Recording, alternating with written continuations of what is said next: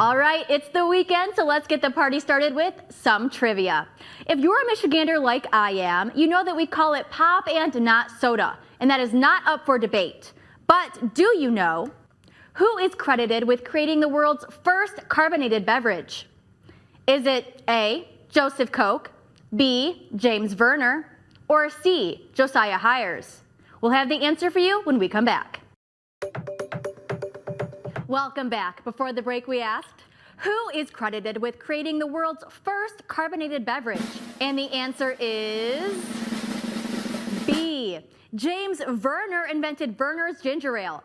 Before the war began, Vernor, a Detroit pharmacist, created a new drink. When he was called off to the Civil War in 1862, he left the mixture in an oak cask in his pharmacy. He opened his keg when he returned from war in 1866 and found that the drink inside had been transformed by the aging process in the wood. What he found, he called Vernors.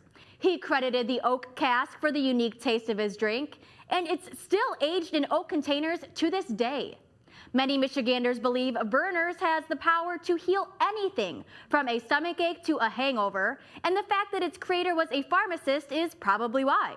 And it just so happens, for the first time in decades, Vernors has a new soda flavor, black cherry. This is the first flavor variation in more than 50 years, and it's only available here in Michigan and nearby Toledo, Ohio. It's only here for a limited time, through the end of this month.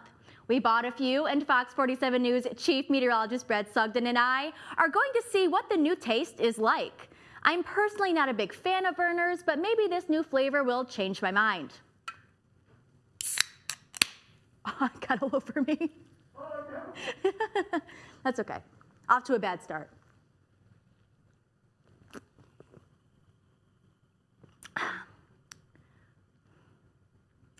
I mean,